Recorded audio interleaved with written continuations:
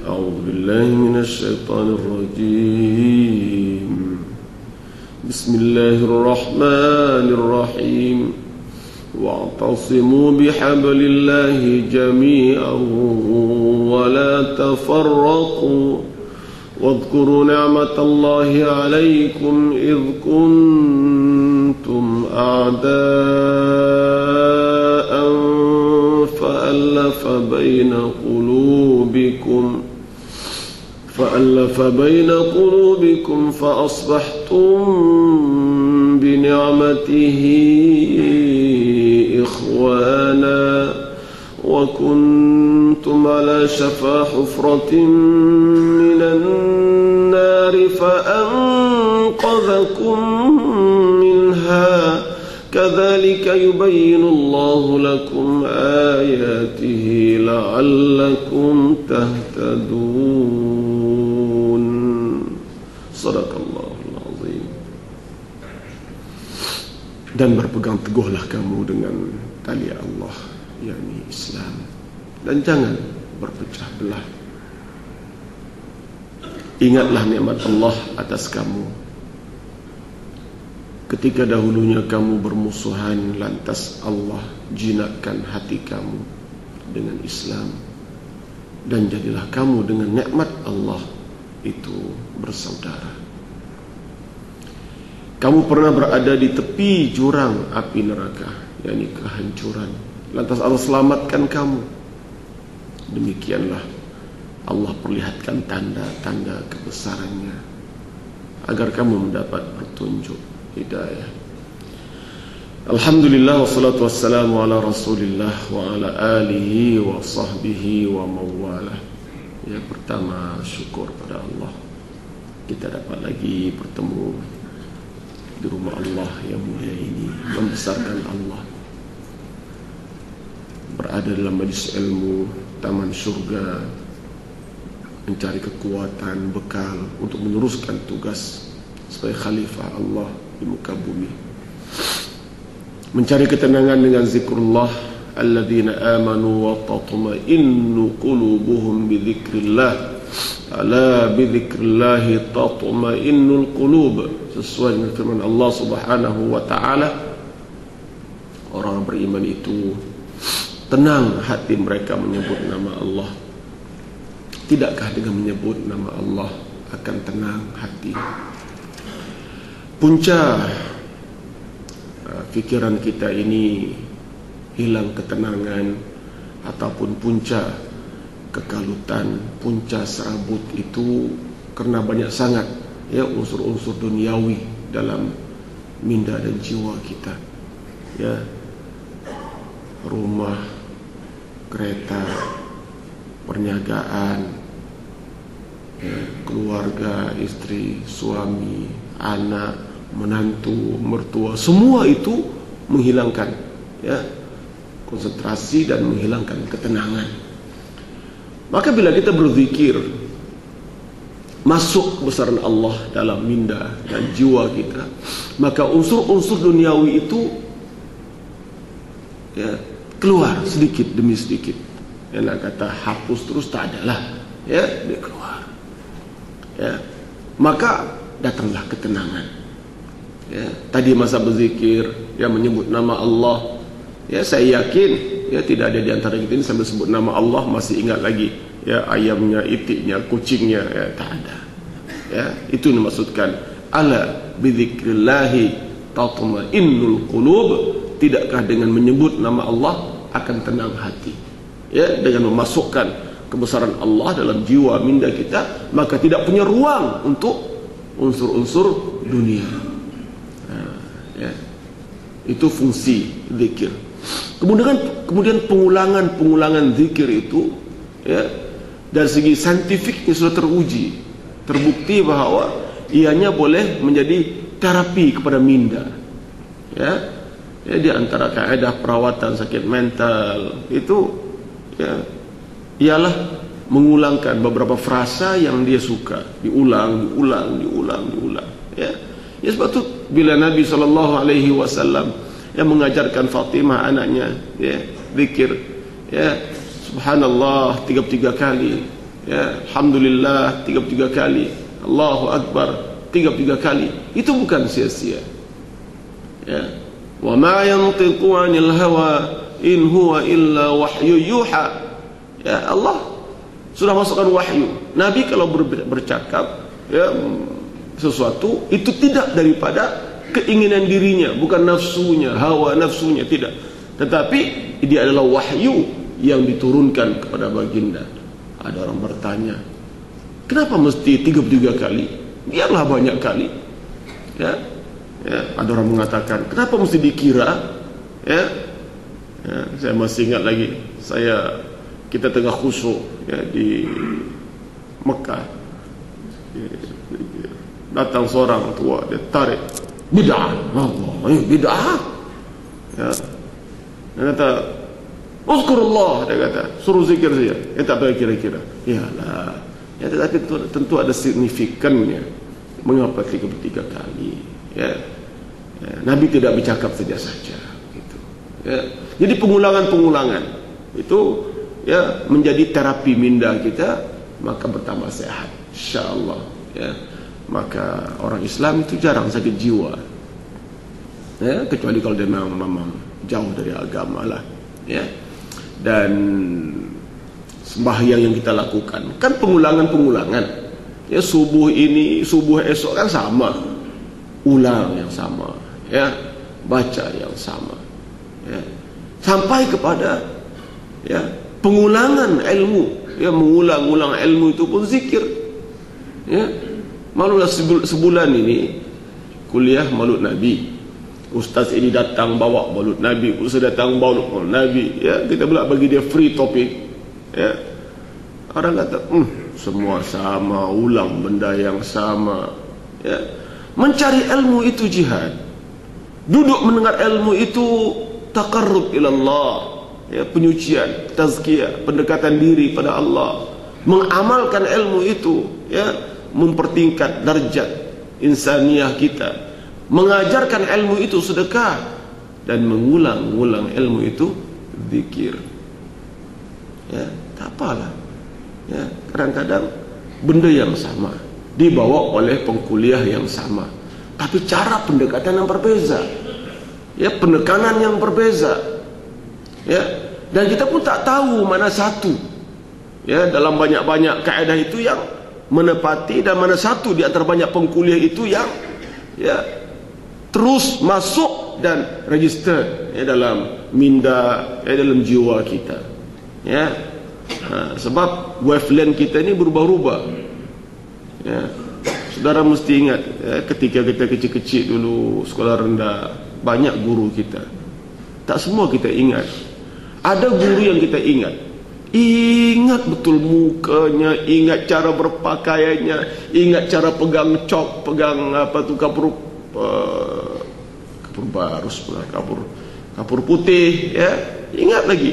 Dan ada satu syair yang saya diajar ketika darjah 3, darjah 4, syair Imam Syafi'i, sampai sekarang tak boleh lupa.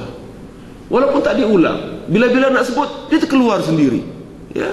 Kenapa? Waktu dia punya gelombang sama, siarannya sama. Cikgu guna 1.01 ya FM, kita pun buka channel 101 FM. Tepat, ya. Tapi ada cikgu yang tak boleh ingat. Ingat tak cikgu ni? Tak boleh ingat. Muka dia pun tak boleh ingat. Yang dia ajar lagi tak ingat. Ya, mungkin waktu tu dia punya gelombang dia lain. Ya, cikgu pasang 101, kita masuk 202. Ya, macam sekarang ini pun kan, tak semua sama wavelength kita ini. Ya, ada nanti dia sudah mana channel berapa dia hanyut sebentar. Ya, dan ini juga konsep keberkatan ilmu. Ya, ya, hati kita lurus, hati yang mendengar lurus, yang bercakap lurus, bertemu dia, maka ilmu itu lekat. Ya, lekat. Ya, sebab itu ya kadang-kadang saya sebut, ya, ilmu yang keluar dari hati dia akan masuk ke hati. Ya, sebab itu ilmu yang keluar dari nota dia akan turun ke nota. hilang nota, habis. Ya. Ilmu yang keluar daripada mulut, dia turun ke telinga. Ya, mulut ke telinga, habis. Dia keluar daripada masjid, dah tak ada apa dah, tak dengar apa dah, sebab dia dengar benda-benda lain. Ya, ilmu yang turun dari hati ke hati itu. Ya. Tak apalah pengulang, ustaz tu bawa cerita Nabi, ustaz ni bawa cerita Nabi, tak apalah. Ya, kerana pengulangan itu zikir. Nah, pagi ini ya, saya sekadar nak menyimpulkan ya, beberapa pengajaran yang boleh kita ambil daripada sirah Ar-Rasul sallallahu alaihi wasallam. Kita baru berpisah dengan Maulid, ya, bulan Maulid, bulan Rabiul Awal. Ya, hadis sudah masuk ya, Jamadil Awal, Jamadil Akhir, Rabiul Akhir.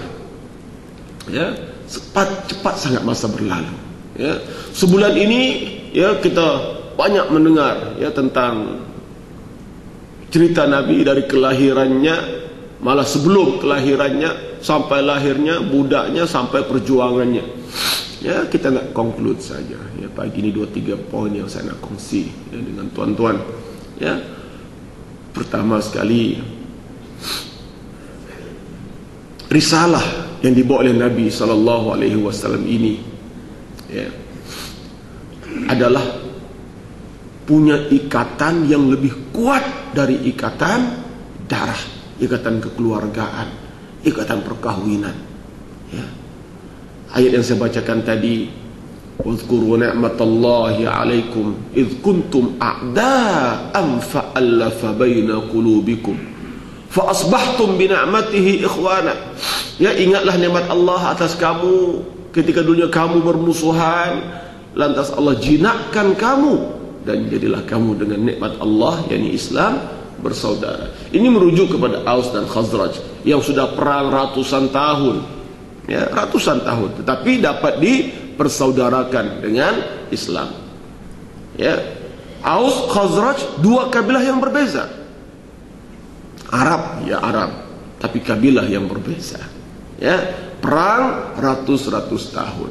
Dengan Islam mereka menjadi bersaudara. Walhal di Mekah ya, kabilah Nabi sendiri memusuhi Islam dan perangi Nabi. Ya, nampak gambarannya, keluarga, ikatan kekeluargaan tidak menjamin ikatan yang kuat. Oh, dia pakcik aku. No pakcik, no uncle. Ya, bila bertembung antara hak dan batil, pakcik, anak saudara, keluarga, suku sakat tidak punya tempat. Ya, bila bertemu antara hak dan batil, itulah yang berlaku di Mekah. Nabi memerangi kaumnya sendiri, Nabi memerangi keluarganya sendiri. Saudara, kita lihat suasana hari ini. Orang kata, kenapalah, dia kata, ya, kita berpecah, ya, Melayu gaduh dengan Melayu. Saya kata, what is the problem? Apa masalahnya kalau Melayu gaduh dengan Melayu? Ya, sebab ikatan kemelayuan itu tidak punya nilai apa-apa. Tak ada nilai. Kau Melayu, aku Melayu, jangan gaduh. Apabila bertembung antara hak dan batil, Melayu kah, India kah, Cina kah, tak ada lagi. Ya, sama dengan Nabi SAW bawa Islam ke Mekah, membawa nilai-nilai baik, cuba impose nilai baik dalam masyarakat Mekah, dan masyarakat Mekah cuba nak pertahankan nilai buruk. Ya, maka berlaku pertemuan antara hak dan batil. Waktu itu kekeluargaan tidak punya tempat lagi. Ya, saya sebut ini saudara kerana lately ada orang warning, ya, pihak tertentu kena terima hakikat. Ya, jangan timbul huru-hara, huru-hara. Ya, tengok TV huru-hara, tengok surat khabar huru-hara. Ya, mereka cuba nak mindset kita, ya, nak set minda kita, ya, huru-hara, ya, maka banyaklah perkataan di mana-mana saya pergi, malah terima email panjang lebar, ya, tentang perlunya kita ini bersatu. Ya, sudahlah, hentikan. Jangan sampai huru-hara. Dia kata Melayu dengan Melayu akan berbunuh. Saya kata no problem, tak ada masalah. Ya. Sebab Nabi SAW, sekiranya baginda mengutamakan bangsa Arabnya, ya, nescaya ditinggalkannya Islam. Ya Allah, payah nak bawa Islam ni, ya Allah. Kenapa? Allah tanya, kami gaduh satu Mekah. Ya Allah, tak payahlah bawa Islam, ya Allah. Kenapa? Pak cik dengan anak saudara pun bergaduh, ya, sama keluarga pun bergaduh. Ya Allah, kita tinggalkanlah Islam ni, kami nak balik kepada jahiliyah, hidup dalam jahiliyah, satu Mekah, satu jahiliyah. Ya, ada faham ke tak ada faham? Saya terbaca begitu. Sebab, ya, Nabi bukan hanya, ya, memerangi bangsanya sendiri dalam perang Badar, Uhud dan beberapa siri peperangan yang lain, ya, hanya setelah keluar, ya, perang dengan Farsi, perang dengan Rom, itu bangsa lain.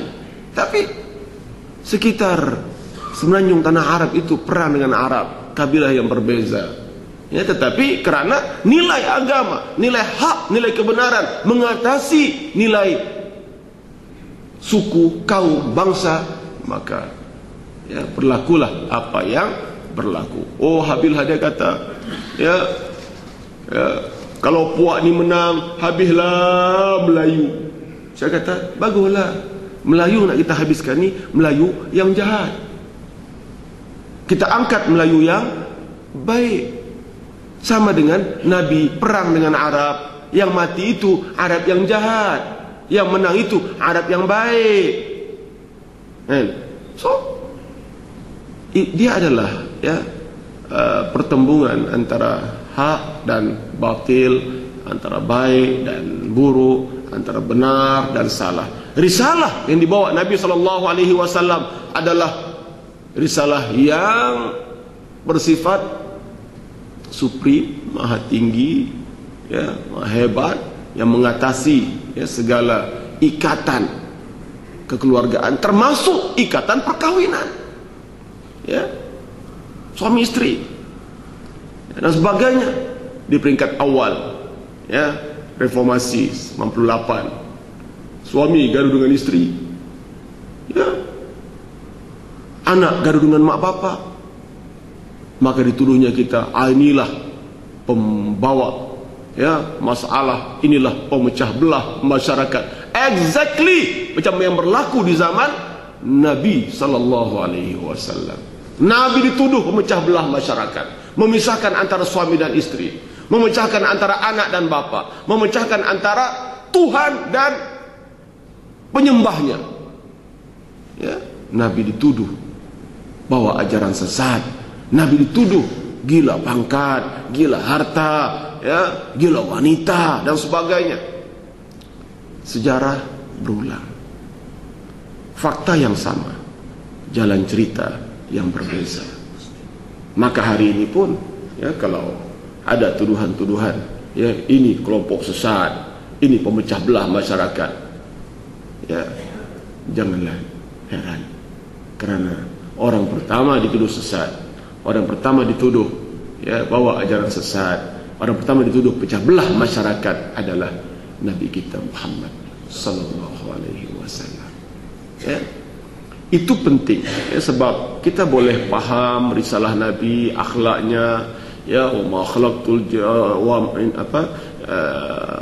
wa ma arsalnaka illa rahmatan lil alamin, kami tak utus engkau ya Muhammad melainkan rahmat sebagai rahmat bagi seluruh alam. Boleh, ya, laqad kana lakum fi rasulillahi uswatun hasanah, contoh teladan yang perlu kita ambil daripada Rasul sallallahu alaihi wasallam. Tapi kalau yang basic ini kita tak faham, ya, yang basic ini kita tak faham, ini basic, yang lain itu perhiasan. akhlak pribadi, perhiasan menghiasi diri kita. Tapi ini basic, pertemuan antara hak dan batil, sehingga sahabat-sahabat yang menerima Nabi SAW meninggalkan keluarga mereka, meninggalkan harta benda mereka, meninggalkan kampung halaman mereka, hijrah ke Madinah. Kenapa? Kerana menegakkan yang hak. Ya. So, tanpa memahami asas perjuangan Nabi SAW, ya, payah juga kita nak menjelaskan orang pada Islam, ya, sebab kita teragak-agak ya untuk bawa Islam. Kalau aku cakap orang marah, ya tak? Kan kadang-kadang kita nak teragak-agak, nak cakap ke tak cakap, nak cakap ke tak cakap. Tak payahlah, ya, biarlah, janji orang tak marah. Tapi risalah tak sampai, maklumat tak sampai, info sebenar tak sampai, ya, sampaikan. Mungkin dia suka, mungkin dia tak suka, tetapi kebenaran yang pahit itu akan menjadi ubat. Qulil haq walau kana murran, ya, katakan yang benar walaupun dia pahit. Qulil haq walau kana ala nafsik, katakan yang benar walaupun dia menimpa dirimu sendiri. So, ya, bagi saya biarlah kita bercakap, ya, setulus-tulusnya, sejelas-jelasnya. Kemudian masing-masing ada fikiran, merenung, memikir. Hari ini tak masuk lagi, tak apa, bagi masa, take your time. Besok ada lagi, fikir lagi. Tak cukup, take another time. Lusa pula. Tapi insyaAllah satu hari kebenaran akan terserlah, seperti yang disebut oleh Allah Subhanahu wa taala, wa qul ja'al haqqu wa zahaqal batil innal batila kana zahuqa. Katakan, telah tibalah kebenaran dan lenyaplah kebatilan. Sungguhnya kebatilan itu pasti akan lenyap. Kaedah ini berlaku bukan hanya di luar dalam dakwah masyarakat, dalam keluarga kita. Nak tegur anak kadang-kadang tak sampai hati, ya. Nak tegur isteri kadang-kadang tak sampai hati. Nak tegur suami kadang-kadang tak sampai hati. Kenapa tak sampai hati? Tak sampai hati, katakan yang hak, ya tak? Akhirnya kita melihat isteri kita, melihat anak kita buat benda tak betul, kita diam. Kenapa? Nak jaga hati. Adik-beradik banyak buat benda tak betul, kita tak tegur. Kenapa? Nak jaga hati. Maklumlah orang Melayu, cukup jaga hati, ya, cukup pandai jaga hati, ya. Mungkin kerana dia terlalu berhati-hati, ataupun dia tak punya kekuatan hati sebenarnya. Bagi saya begitulah, ya. Saya tengok, ya, perangai, ya, bangsa Arab lah yang kita rapat dengan orang Arab dengan Melayu. Arab dia teguh-teguh, ya. Kalau kita sembahyang di Mekah tu, kalau saf tak lurus, dia teguh, dia tarik kita tengah sembahyang ni, tengah sembahyang kita jarak sikit, dia tarik. Hati kering betul Arab ni. Kalau Melayu mampu kita tarik dah, betul. Jangankan nak tarik, cakap pun tak. Jangankan nak cakap, tengok pun tak. Paling tengoklah kan, bila tengok mungkin orang boleh faham. Oh, kenapa dia tengok aku ni? Oh, jarang. Tak ada, tengok pun tak. Kenapa? Jaga hati, ya tak?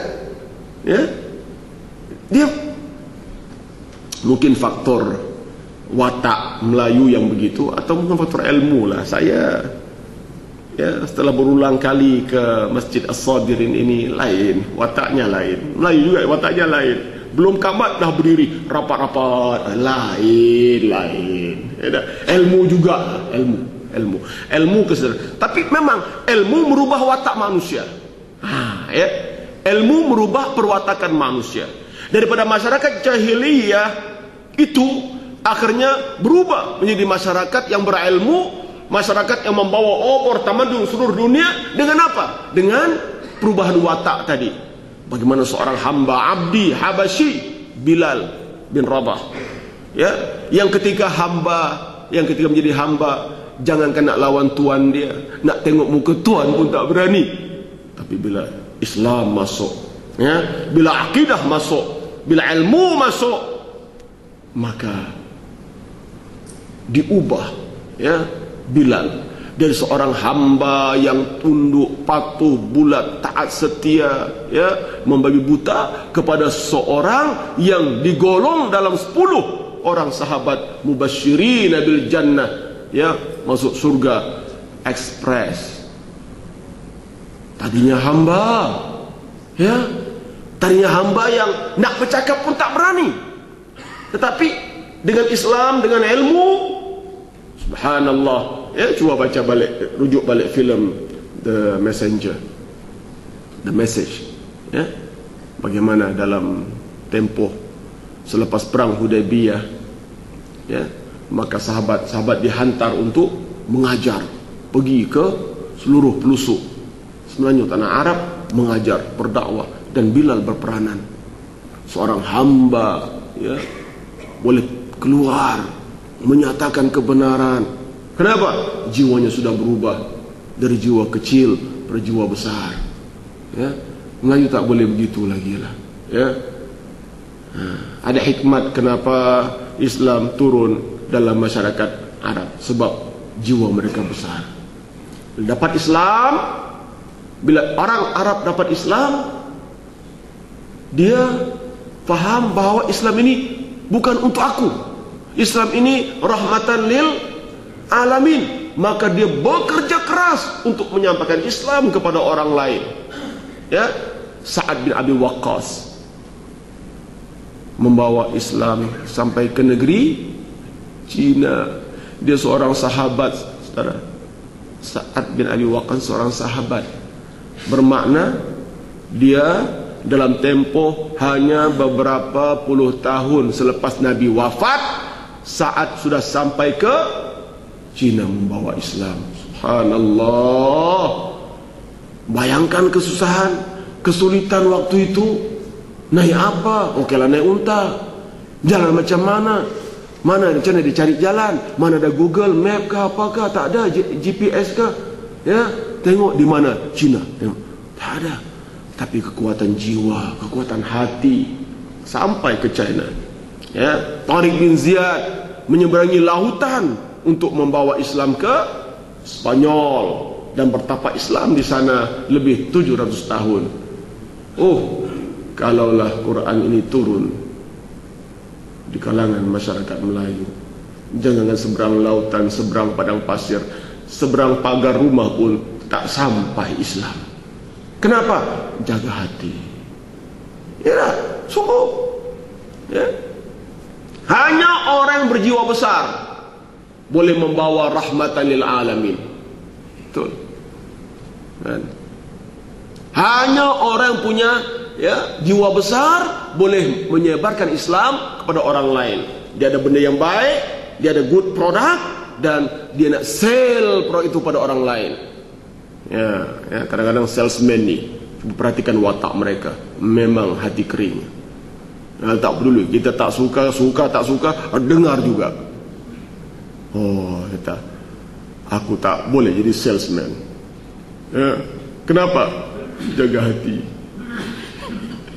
Ya, takut orang kecil hati, takut itu, takut ini. Ya, kita, ya, mungkin watak kita begitulah, ya, sebab ratusan tahun kita minda kita dijajah dengan budaya pasif, ya, budaya tahyul, ya, ketika kita menganut faham Hindu, ya. Tapi setelah kita Islam berbeza, ya, kita keluar dan offer something to the world, ya. Maka Melaka menjadi pusat tamadun Islam bukan Melayu, ya, pusat tamadun, pusat pengajian Melaka. Itu setelah Islam. Sebelum Islam kita tak ada apa nak offer to the world, tak ada apa selain tahyul khurafat, kan? Kepercayaan karut, nak kebal, ini azimatnya, ini ilmunya, ini menteranya, kan? Waktu itu tak mengenal Allah, tak kenal Tuhan, ya. Kita minta kepada tahyul, kepada hantu, syaitan, iblis, ya. Nak kebal, nak kuat, cari perigi buta, duduk situ, mambang tanah, mambang angin, mambang air, mambang apa, berdampinglah denganku wahai mambang. Nak kuat, ya, cari kubur yang orang mati dibunuh. Mambang keluar hantu Jepun, hantu gigi. Ya, nak kuat, cari rumah kosong yang ada hantu. Hai mambang, main pintu kau mambang. Ya, saudara tengok filem Pendekar Bujang Lapuk tu, dia ada jenaka lah, memang lawak lah, tetapi di sana ada sindiran sosial, kritikan sosial yang cukup halus. Nak beritahu inilah watak bangsa Melayu yang hidup dalam ketakutan, sembah tahyul, sembah apa, tak kenal Allah. Ya, itu ada, ya, unsur-unsur itu, ya. Dan ini berkekalan setelah kita terima Islam pun, sebab ilmu belum masuk, kesedaran belum ada, ya, sikap kita masih sikap lama, kan? Masing-masing kecil-kecil dulu, ya, tengok pokok besar aja nak lalu kena tegur, tok cucu tumpang lalu.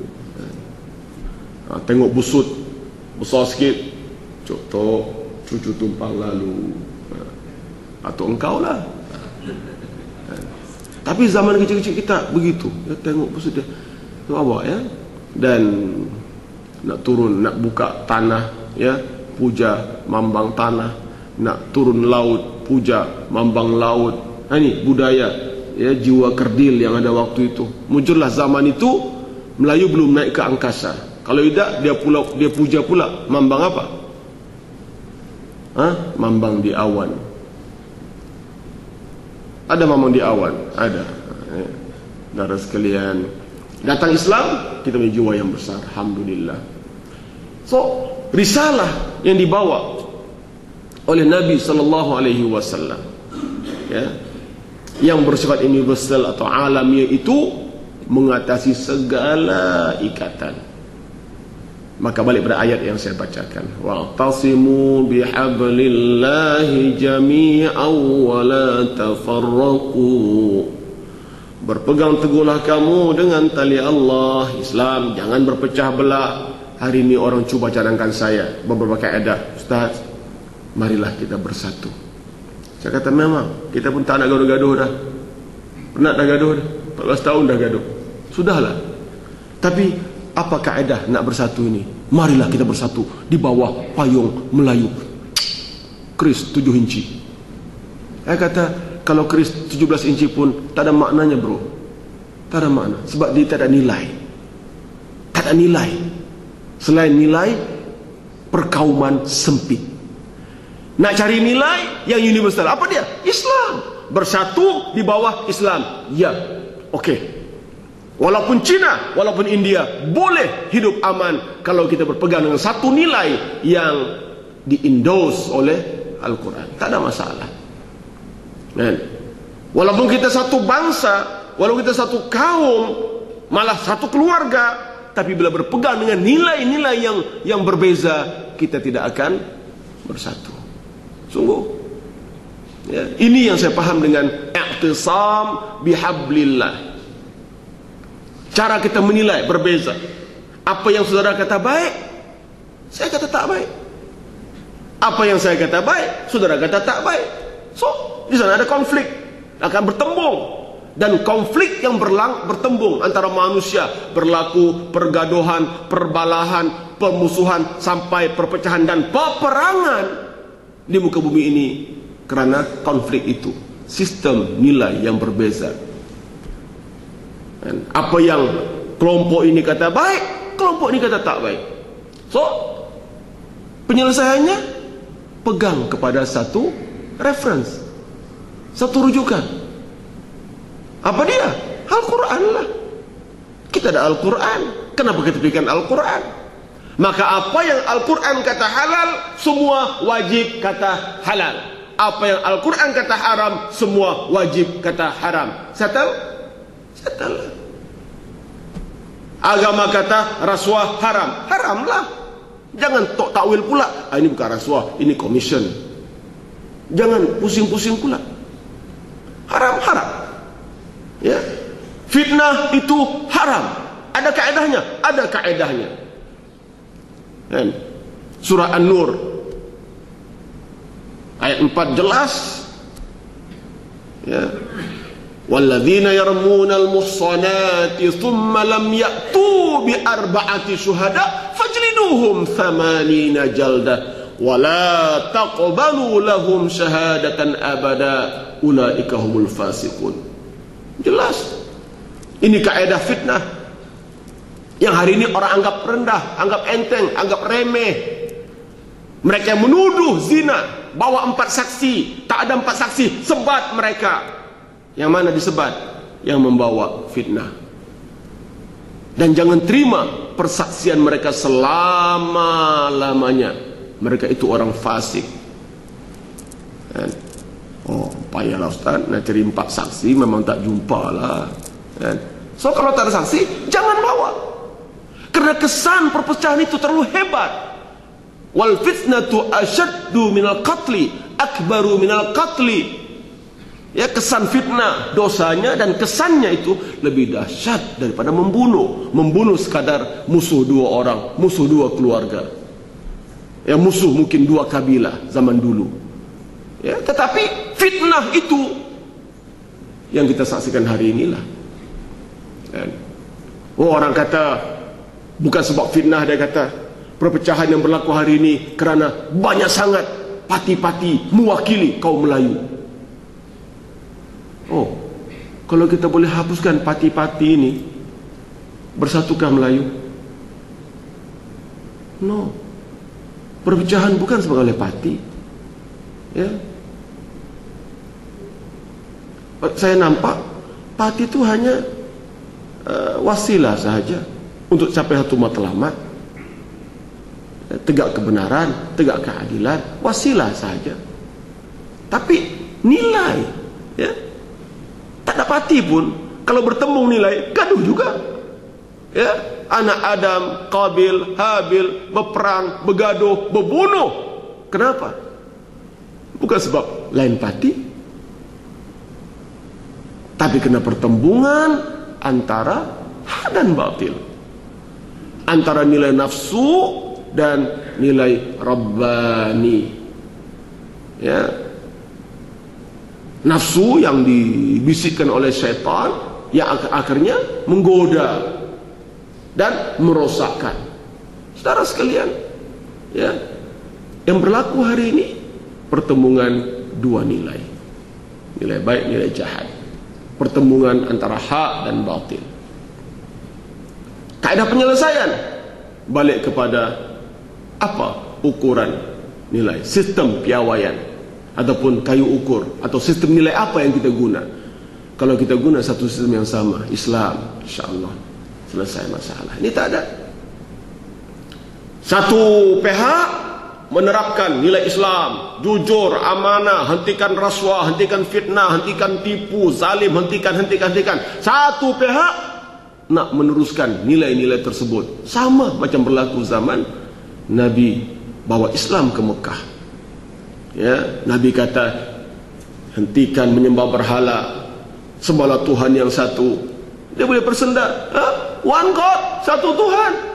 Kita dah banyak Tuhan. Maka Abu Jahal dengan bangga bertanya, orang Mekah, kamu nak mana? Satu Tuhan yang tak nampak atau ni banyak Tuhan yang nampak? Orang Mekah pun pening kepala.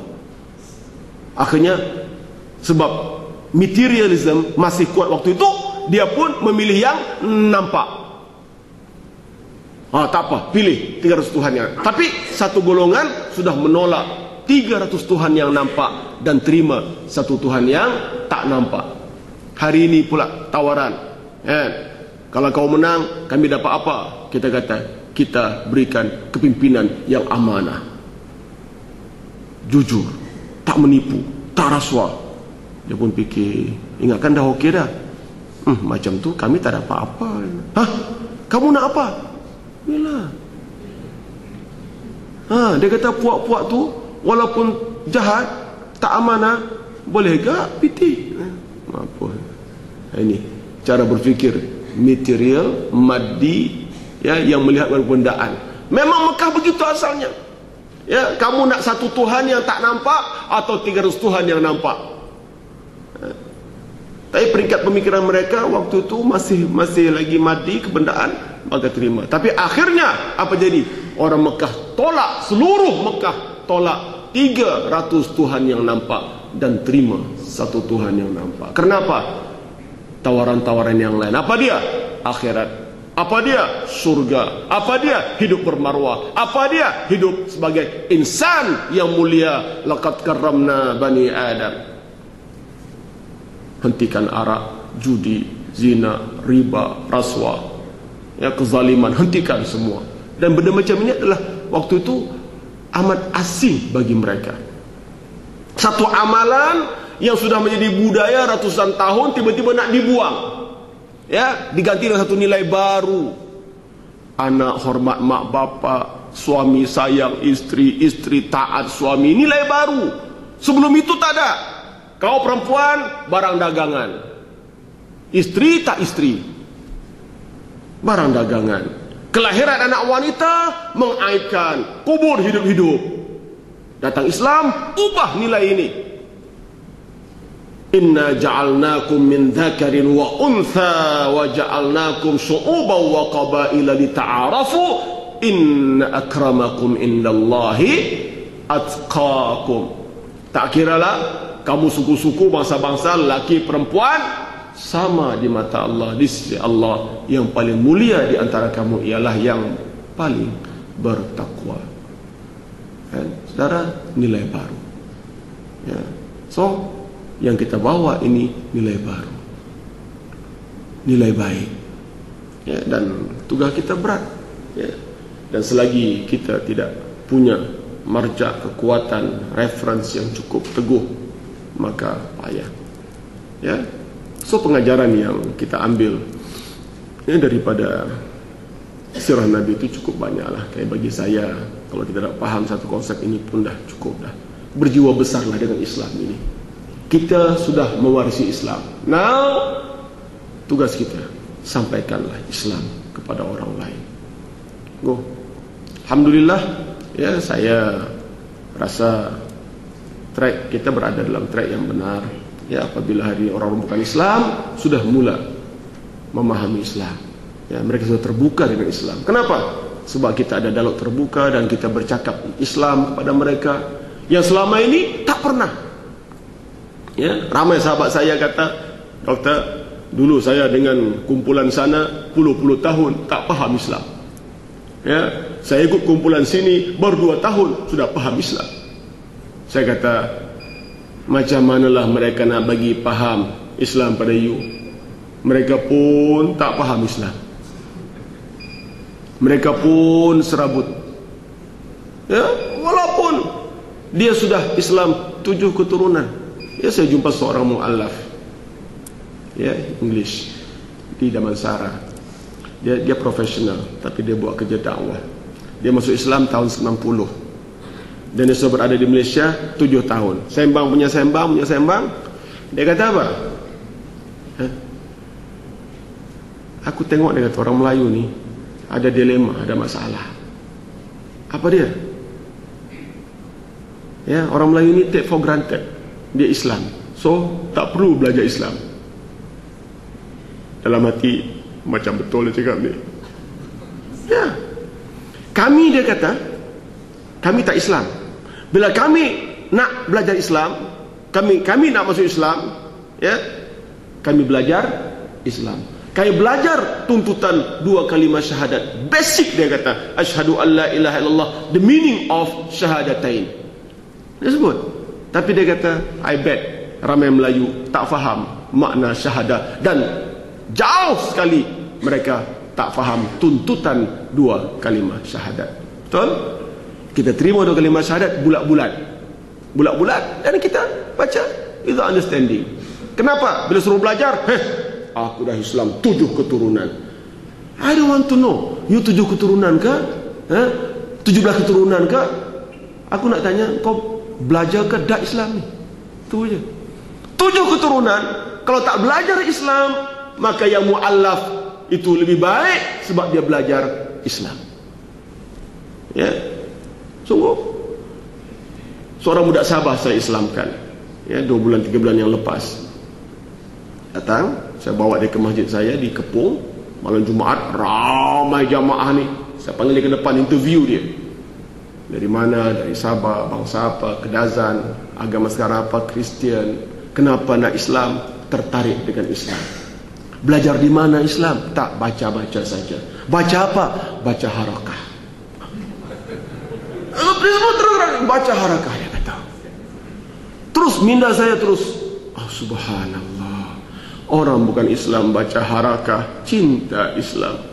Orang Melayu 7 keturunan, anti harakah, anti Islam. Betul bang? Direct saja saya sebut, paham ilmu. Ya, yang menarik tu dia tak pernah sekolah agama, tak belajar apa semua. Dia boleh baca Fatihah, dia boleh quote sikit-sikit ayat. Ya tak? Di mana kamu belajar ni? Dengar ceramah. Ceramah siapa? Tok Guru. Masya Allah, ceramah Tok Guru. Ya Allah, Tok Guru yang orang Melayu 7 keturunan kata sesat. Muda ini, umur 23 tahun, very young, laki-laki. Ya Allah. So the future is there, insyaAllah. Cuma kita kata sampaikan Islam pada orang lain. Ya, bagi saya tugas kita satu, sampaikan Islam. Bila orang terima Islam, insyaAllah orang jadi baik. Bila orang jadi baik, maka mereka akan pilih sistem yang baik, insyaAllah. Tapi lu kalutlah, jangan kalut. Tugas kita bawa Islam sampai orang terima Islam. Bila terima Islam, dia pun jadi baik. Bila jadi baik, dia akan pilih pemimpin yang baik. Senang aja, sifir dia macam tu. Tak payah kata pilihlah aku, undilah aku. Tak payah, relax, cool. Bagi dia Islam, masuk, faham, masuk Islam, ya, masuk nilai baik. Bila masuk nilai baik, automatik dia akan tolak nilai tak baik. Inilah yang berlaku di Mekah. Apabila Nabi bawa Islam ke Mekah, Abu Jahal takut sangat, sebab dia tahu kalau orang Islam, kalau orang Mekah terima Islam, dia tak punya tempat, ya, di Mekah. Maka bermulalah permusuhan dan konflik berterusan 22 tahun yang akhirnya membawa kepada Fathu Makkah, ya, pembukaan kota Mekah, ya, 2 tahun sebelum wafatnya Nabi sallallahu alaihi wasallam. Sedikit sharing pagi ini, ya, sedikit ilmiah barangkali, tetapi elok jugalah, ya, sesuai dengan standard, ya, as-sabirin, ya, kalau kuliah pagi macam ini, kuliah sore macam ni, saya buat di habis tidur semua dah. Tak boleh, ya. Wak-wak di sana tu tak sampai. Apa kau ini? Apa ustaz ni cakap ni? Tapi standard as-sabirin lain, insyaAllah, ya. Dia tak kira pagi, petang, siang, malam, qiyam, ya. Daya kemampuan akalnya kuat, insyaAllah, ya. As-sabirin sentiasa di hati. Iklan pula, ya. Semoga sedikit ini bermanfaat, insyaAllah. Terima kasih banyak-banyak, ya. Semoga Allah berkati langkah kita, ya. Allah buka hati kita. Semoga Allah berikan kita kekuatan, ya, kekuatan untuk memiliki jiwa yang besar, penyambung tugas-tugas risalah, menyampaikan risalah Islam sebagai rahmatan lil alamin. Baik dari Allah, saya hanya menyampaikan, ya, yang salah itu daripada syaitan, ya, syaitan yang dikenal dan yang tak dikenal. Tugas kita tolak syaitan dan jadikanlah mereka musuh kita. Assalamualaikum warahmatullahi wabarakatuh.